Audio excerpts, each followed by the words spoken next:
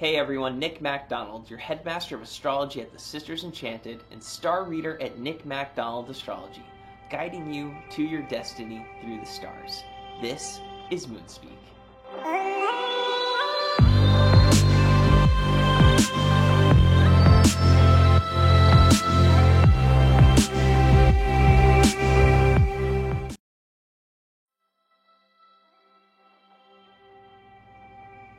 Alright, so this week starts off with a waning crescent moon in Gemini.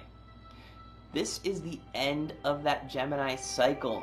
What that means is now we are preparing for the next cycle. We've been doing that really since the last quarter moon, but now we're shifting gears. We've gone from it being in Aries where we needed to act, to it being in Taurus where we needed to be a little bit more comfortable and relaxed. And now we're getting into a bit of Gemini energy where we need to really, again, speak, right? This is where we need to really have used all of those things we learned back with that whole lunar cycle in Gemini to really communicate what we need to feel safe and secure, because this next lunar cycle is in Cancer, and it is going to all be about rooting ourselves, making ourselves feel stable, emotionally secure, and that we have enough space within ourselves to feel our own emotions. We are at a new moon in Cancer. This new moon comes at the same time as an eclipse because it's passing over those lunar nodes. And what this means is that this is a hugely powerful lunar cycle for changing the direction or adjusting the direction of your path of destiny, what you're working on in life, and where you intend to go. And with it happening in Cancer, the focus is our emotional reactions, how we react emotionally to other people. And because the sun is also in Cancer, how we are creating environments around us that allow us that emotional stability and comfort. And to do this, we really need to create some healthy boundaries. With healthy boundaries, we give ourselves enough space to say, I understand that you have those emotions over there, I understand that, but I'm feeling my own as well. And we can feel our own emotions even if they are conflicting. We can feel them at the same time, and that's okay.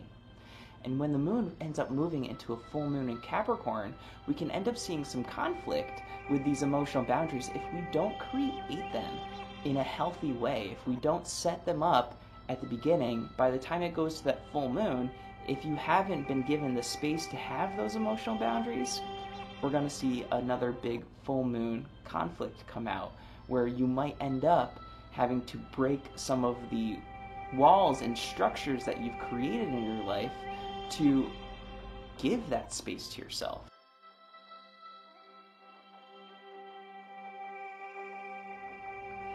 After that new moon in Cancer, the moon moves into a waxing crescent moon in Leo. We're going to feel a lot of emotional buildup right now. We're going to feel like we need to act on those emotions as well. You really need to slow down and say, okay, well, I understand that my intention is to create spaces and environments around me that bring out this emotional stability and emotional comfort. And you're probably going to feel like you need to act on that right now. And to do that, you might want to use your lion's roar, right? I don't suggest that. I'd say slow down, because the waxing crescent phase is all about buildup of energy, getting ready for the decision that we have to make with the first quarter moon and the culminating full moon that ends up coming with that. So really look out for a want, a desire, a fiery passion to just speak what your emotions are saying. Don't bottle them up, because that's going to build that lion's roar even more. But really make sure that you're using all the tools that you got in the previous lunar cycle in Gemini, where we were learning to talk our emotions out with other people. Talk them out a little bit before they end up spilling out in a big, fiery way.